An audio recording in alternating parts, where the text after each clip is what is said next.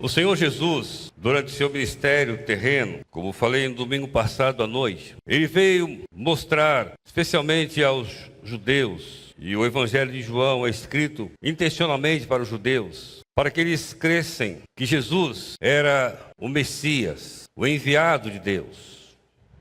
A palavra Messias, uma palavra hebraica que significa aquele que foi enviado. Havia toda uma expectativa sobre a chegada do Filho de Deus ao mundo. Jesus, estou apenas trazendo para aqueles que não estavam domingo à noite aqui, durante o seu ministério terreno, João identifica 7 sinais que evidenciavam que aquele homem que nasceu na pequenina cidade de Belém, na Judéia, aquele homem que estava caminhando por Jerusalém, por Cafarnaum, por Tiberíades, cidades onde ele mais esteve. E milagres extraordinários ele estava fazendo. E João chamava a atenção desde o primeiro milagre. Quando ele vai na pequena cidade de Caná, na Galileia, e ali naquela cidade, ele vai numa festa de aniversário. E naquela festa houve um momento de muito constrangimento, porque acabou o vinho.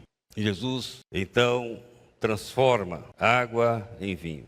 E quando termina esse evento, e esse evento acontece 3 dias depois, diz o Evangelho de João, no capítulo 2, verso 1, de Jesus iniciar a maior empreitada que o mundo conheceu. De acontecer aquilo que o próprio Jesus afirmou em João 3,17. Deus enviou o seu Filho ao mundo, não para que ele condenasse o mundo, mas para que o mundo fosse salvo por ele. Interessante que João não diz que Jesus fez ali um milagre, diz, esse foi o primeiro sinal de Jesus. E após este sinal, outros 6 sinais se sucedem, fazendo um total de 7. Eu não sei quantos aqui são motoristas, mas mesmo que não é motorista, está acostumado a andar de carro. E nós temos, para que haja um fluxo sem muitos transtornos do trânsito, nós temos aquilo que nós chamamos aqui no Espírito Santo de sinal. Quem mora em São Paulo, que é paulista, chama de quê? Farol, né? Outros lugares chamam de sinaleiro, não importa. E geralmente o sinal de trânsito, ele tem 3 estágios. Hoje o pessoal está com tanta pressa que só usa 2, né? Tem o sinal verde, qual outro sinal? Amarelo, e tem um sinal vermelho. Sinal verde significa que você pode ir o quê?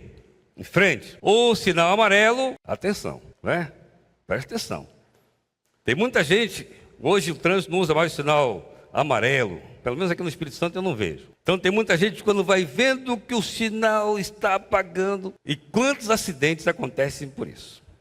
E o sinal vermelho quer dizer pare, não vá em frente. E João no seu evangelho, ele dá os sinais vindos da parte de Deus. E aqueles sinais mostravam o seguinte, olha, preste atenção, pare, atente para esse homem chamado Jesus de Nazaré. Olhe que há algo diferente nesse homem. E depois de Jesus realizar esses sinais, que outros chamam de milagres, em João 14, ele fala do final do seu ministério. Ele diz, não se turbe o vosso coração, crede em Deus, mas crede também em mim, porque na casa do meu Pai há muitas moradas. Jesus nos ensina algumas verdades aqui, queridos, que eu quero mencioná-las nessa noite. Primeira verdade é que a casa do Pai é um lugar criado para os seres humanos. Pedro apóstolo, na sua segunda carta, no capítulo 3, verso 8, ele falando sobre o tempo culminante da história, quando o tempo da humanidade vai chegar ao seu final e dar-se-á o início da eternidade, ele diz que não é o desejo de Deus que ninguém se perca, mas que todos venham ao arrependimento. Ou seja, essa noite, quando Jesus diz, não se turbe o vosso coração, crede em Deus, mas crede também em mim, pois na casa do meu Pai há muitas moradas.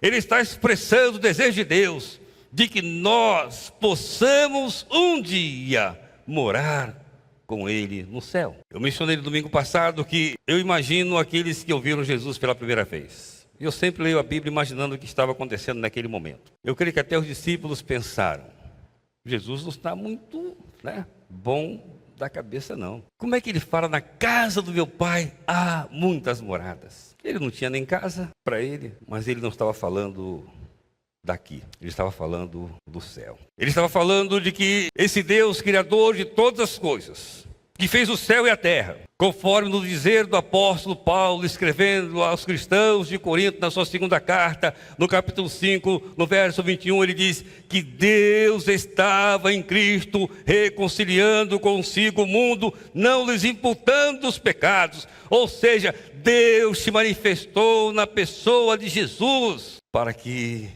quem crer em Jesus vá morar no céu. Jesus nos disse que a casa do Pai é um lugar criado. Criado para quê? Para que haja relacionamento entre a criatura e o Criador. A grande angústia do ser humano, nessa caminhada aqui na vida, nessa jornada no tempo, que compreende o passado, o presente e o futuro, a grande angústia do ser humano é entender o que é de verdade a vida. Quando o homem olha para o seu tempo em todas as gerações, e especialmente nessa geração, onde os desafios eles são cada vez maiores, onde o homem está experimentando algo jamais sonhado no passado. Talvez que se hoje vivesse um dos nossos grandes poetas, ele expressaria com muito mais ênfase ao perceber a maldade do coração humano, através de homem usando homem, de homem escravizando homem, e ele escreve dizendo: Deus, ó Deus, onde estás, que não respondes? Em que terras tu te escondes? Deus, diz Paulo, estava em Cristo, reconciliando consigo o mundo. A casa do Pai é onde o ser humano se encontra. Torna-se, na verdade, um ser humano. Começa a entender a razão por que ele está nessa terra. Meus irmãos, nós não estamos nesse mundo por acaso. Foi da providência de Deus, foi do agrado de Deus que cada ser humano viesse a este mundo. A formação do ser humano é algo que nós jamais poderemos explicar, a não ser através de uma obra de Deus. E é por isso que o salmista afirma em alto e bom som. No Salmo 139, verso 14, o salmista diz: Senhor, eu te louvo, porque de um modo maravilhoso eu fui formado. Maravilhosas são, Senhor, as tuas obras, e a minha alma o sabe muito bem. O nosso porto de segurança, de conhecimento, de compreensão da nossa identidade está em Deus. A filosofia grega, através de Sócrates, fazia a indagação: conhece-te a ti mesmo. A mensagem bíblica afirma no Salmo 139, dizendo: sonda, meu Deus, conhece o meu coração, prova-me, Senhor, e conhece os meus pensamentos. A casa do Pai é um lugar de relacionamento. Enquanto eu não sei quem é Deus, eu não sei quem eu sou. Porque é necessário que nós conheçamos aquele que nos criou, a maneira como Ele nos criou, o cuidado com que Ele nos criou, o amor com que Ele nos amou, para que nós possamos entender a vida que nos foi dada como um grande presente de Deus. A casa do Pai, um lugar criado por Deus, também é um lugar de vida eterna. Se é uma coisa que eu tenho aprendido, é que aquilo que nós mais queremos é viver. Somente uma pessoa fora do juízo não quer viver, mas nós queremos viver. Eu era pastor lá no Rio de Janeiro, na Igreja da Penha. Aliás, hoje estou citando muito a Igreja da Penha, né? E lá havia um irmão chamado Gerôncio. Nome bonito, sei que está esperando neném aí se quiser. Gerôncio. Irmão Gerôncio era um homem baiano. Eu conheci pouca gente tão forte como o irmão Gerôncio. E por ocasião da construção da igreja, nós fazíamos mutirões. Irmão Gerôncio, ele já estava com 93 anos. Mas nunca vi assim. Quando a pessoa ia fazer, quem entende de obra sabe, naqueles traços, a gente chama lá no Rio de traço, né? De misturar o concreto. Ele era pedreiro de profissão. E lá estava o irmão Gerôncio. E todo mundo se preocupava. Não, mas ele estava lá. O irmão Gerôncio ficou doente, com 93 anos. E todo mundo pensou que ele fosse embora, né? E eu cheguei lá a visitá-lo no hospital, um dos maiores hospitais do Rio, Getúlio Vargas, que fica no bairro da Penha. Quando eu cheguei lá, para visitar o irmão Geroncio. Falei, irmão Geroncio, quero orar pelo senhor. O senhor tem algum pedido a fazer? Ele disse, eu tenho, pastor. Eu quero viver mais. E nós oramos. E Deus atendeu, ele continuou vivendo. Porque é próprio do ser humano querer viver. Mas por mais que nós vivamos, um dia essa vida vai terminar. Lá no primeiro livro da Bíblia, no livro de Gênesis, no capítulo 5, verso 19, diz o seguinte: porque tu és pó, e ao pó tornarás. No Novo Testamento, o livro de Hebreus, capítulo 9, 27, diz assim: porque o homem está ordenado, veja bem, ordenado. Por quem? Por Deus. Morrer uma vez, vindo depois disso o juízo. A casa do Pai é um lugar de vida e vida eterna. Diante dessa fragilidade da vida humana, ao ponto que Tiago, o irmão do Senhor, escrevendo a sua carta, lá no capítulo 4, verso 14, ele diz: o que é a vossa vida? É como um vapor que aparece e daqui a pouco desaparece. É como um vapor que aparece e daqui a pouco desaparece. Nós já nascemos, do ponto de vista biológico, caminhando para a morte. Essa é uma realidade que ninguém pode negar. Mas Jesus vem e diz o seguinte: na casa do meu Pai há muitas moradas. Esta casa do Pai é uma casa de eternidade. Porque se eu e você somos frágeis, se eu e você somos passageiros, o salmista afirma no Salmo 90, dizendo: Senhor, de eternidade a eternidade, Tu és Deus. Nós somos temporais, Deus é eterno. Se você pensa que você nunca vai mudar, se você pensa que o tempo nunca vai fazer marcas na sua vida, vou te dar uma sugestão. Hoje, as pessoas não têm mais esse hábito de guardar as fotos. A tecnologia trouxe isso, né? Você tira a foto do celular, você filma, você faz tudo do celular e depois você joga fora. Antigamente, e não é muito antigamente, as pessoas tiravam fotos, compravam aquele filme, tinha de 12, 24, 36. E enquanto você não tirava todas as fotos, você tinha que ficar ali com a sua máquina, com cuidado e tal. Aí depois você tirava e revelava. E guardava aquelas fotos. Se você acha que você não muda, é só você olhar, pegar uma foto de 10, 20 anos atrás. Essa semana eu estava conversando com um dos nossos adolescentes, eu gosto muito dele, o Samuel, e estava vendo aquela cabeleira do Samuel, né? E ele está todo bobo com aquela cabeleira, e é para ser assim mesmo. E eu lembrei, conversando com o Samuel: Samuel, você sabe quando eu era bem jovem, mais do que eu sou hoje, né? Eu gostava de usar meu cabelo assim, maior, e ainda tinha aquilo que os mais jovens aqui não sabem: uma calça boca de sino. Quem é novo aqui não sabe o que é isso. A calça boca de sino era aquela calça, né, que cobriu o tênis. Mas não se preocupe, porque eu não tenho foto para mostrar para vocês. E mesmo se eu tiver, eu não mostro. Porque nós somos passageiros, a vida passa tão depressa, nós voamos. O salmista disse que acabam os nossos anos como se fosse um conto ligeiro, mas na casa do Pai não. Na casa do Pai é uma casa de eternidade. Agora, uma coisa boa da casa do Pai é que a casa do Pai há lugar para todos. Uma das grandes preocupações que os governos no mundo inteiro têm é a questão da habitação. Países desenvolvidos, como por exemplo o Japão, as pessoas já vendem apartamentos em Tóquio de 20 metros quadrados, estão disputados, porque não tem lugar. Mas na casa do Pai, Jesus disse, há muitas moradas. Eu sei que aqueles que leem a Bíblia, mas tentam interpretá-la ao seu bel juízo, embora o apóstolo Pedro diz que a Escritura não é de particular interpretação, a Bíblia tem que ser explicada pela própria Bíblia, isso chama-se hermenêutica, ou seja, a Bíblia não se contradiz. Alguns afirmam que no céu só haverá lugar para 144 mil, e ainda ficam propagando essa mensagem. Não são nem inteligentes, porque só dá para 144 mil, já está lotado, não é verdade? Não dá mais para ninguém. Mas de onde tiram isso? Da Bíblia. Lá no livro de Apocalipse, capítulo 7, o texto é um pouco extenso, mas eu gostaria de ler com os irmãos. Diz assim: depois disso, vamos ler juntos? É melhor, né? Vocês leiam. Vamos lá. Parem um instantinho aí. Então, eu vi o número dos selados. Tem gente que interpreta mal isso, né? alguém vai receber um selo, outros dizem que vai ser um chip. Não tem nada disso na Bíblia.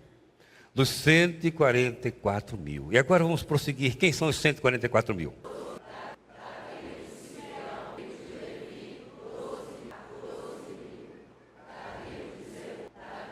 Parei. Eles são os filhos de Jacó, que recebem a promessa de Deus. Deus dá essa promessa aos filhos de Jacó: Rubem, Simeão, Levi, Judá, Dan, Naphtali, Gad e Asser, José, Manassés, José e Benjamim. 12. Da cada tribo 12. Então eram 12. É só vou te multiplicar 12 vezes 12. 12 mil vezes 12 mil. Dá quanto? 144 mil. Ou seja, o Apocalipse não é interpretado de forma literal. Era uma linguagem simbólica. Porque o livro de Apocalipse foi escrito por João quando estava exilado na ilha de Patmos. E o exílio é algo terrível na experiência das nações em todos os tempos. Porque a pessoa exilada, ela não tem liberdade de comunicação com os que ficaram. Então, quando João, naquela ilha inóspita chamada Patmos, ele escreve essa carta era evidentemente revistada. Por isso ele fala em linguagem simbólica. 12 mil de cada tribo dos israelitas. 12 vezes 12, 144 mil. Então não tem nenhuma base para alguém dizer assim, só vai para o céu 144 mil. Mas Jesus disse, na casa do meu Pai há muitas moradas. Prossigam. E salvação pertence ao nosso Deus, pode continuar. Que se assenta no trono e ao Cordeiro. Todos os anjos estavam de pé ao redor do trono dos anciãos e dos 4 seres viventes. E eles se prostraram com o rosto em terra diante do trono e adoraram a Deus, dizendo: Amém, louvor e glória e sabedoria e ação de graças e honra, poder e força sejam o nosso Deus para todos sempre. Amém. E respondi: Senhor, quem são esses que estão vestidos de branco? De onde são? De onde vieram? E respondi: Senhor, tu sabes. E ele disse: esses são os que vieram da grande tribulação e lavaram as suas vestes e as branquearam no sangue do Cordeiro. Por isso eles estão diante do trono de Deus e o servem de dia e de noite em seu santuário. E aquele que está sentado no trono estenderá sobre eles o seu tabernáculo. Nunca mais terão fome, nunca mais terão sede, não cairá sobre eles o sol, nenhum calor abrasador, pois o Cordeiro que está no centro do trono será o seu pastor. Ele os guiará às fontes da água da vida, e Deus enxugará de seus olhos toda a lágrima. Meu querido, há lugar para você no céu. Jesus disse: na casa do meu Pai há muitas moradas. Se não fosse assim, mas eu vos teria dito. Eu não sei que Bíblia o povo tem lido quando afirma que são só 144 mil. Eu não sei que Bíblia pregadores têm estudado quando dizem que Jesus foi preparar lugar. Não sei. Na minha Bíblia não diz isso. Diz: se não fosse assim, eu vos teria dito. E lá em Mateus 27, 34, Jesus diz que no dia final, quando ele voltar, ele há de dizer para aqueles que creem no seu nome: vinde, benditos do meu Pai, possua por herança o reino que vos está preparado. Desde quando? Desde a fundação do mundo. Ou seja, tudo está preparado na casa do Pai. É um lugar para todos os que creem em Jesus como seu Senhor. A casa do Pai é para aqueles que creem que Jesus é a verdade. Você precisa conhecer Jesus, o verdadeiro Deus. Ele afirmou lá em João 8:32: e conhecereis a verdade, e a verdade vos libertará. A casa do Pai é um lugar para todos aqueles que creem que a salvação é dádiva de Deus. Não há nenhum mérito humano. Não há nenhum mérito humano, é dádiva de Deus. Paulo diz que pela graça nós somos salvos por meio da fé. Não vem de nós, é dom de Deus. Não vem de obras para que ninguém se glorie. Paulo ainda afirma, isso está em Efésios 2, de 8 a 9.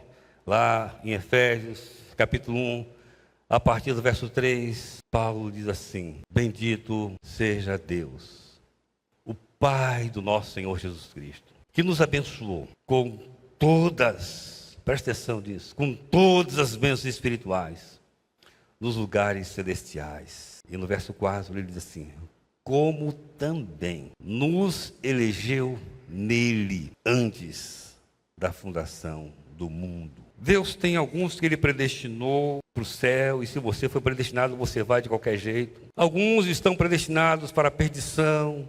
Não adianta fazer nada, você vai se perder. Mas o que a Bíblia diz, como também nos predestinou nele. Quem é esse nele? É Jesus. Você não merece ir para o céu.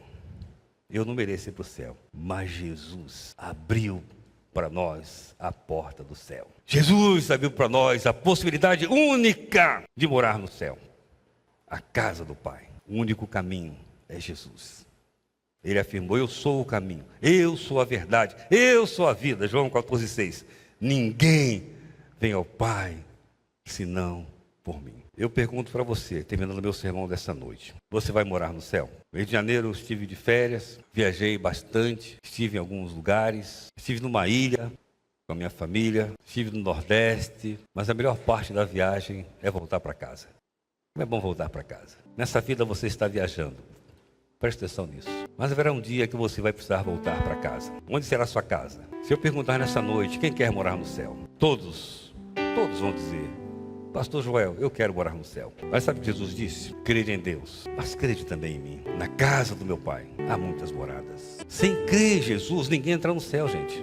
É simples assim. Não importa o que você tem, não importa o que você conheça, não importa o seu poder nessa terra. Quando você fechar os olhos aqui, na sua última viagem, você só vai entrar no céu se você tiver Jesus. As pessoas que mais amam você, se forem depois de você, o máximo que elas vão fazer é levar você ao cemitério, mas não vão poder ir com você. Só Jesus. Jesus, o bom pastor. Jesus é aquele que afirma o rei Davi no Salmo 23, no verso 4: ainda que eu andasse pelo vale da sombra da morte, eu não temeria, porque tu estás comigo. É Jesus que está conosco.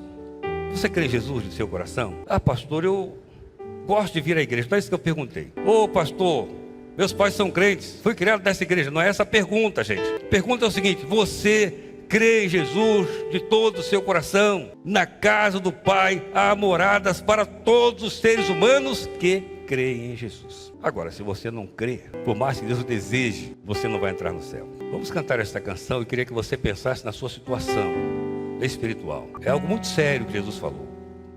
Na casa do Pai há muitas moradas.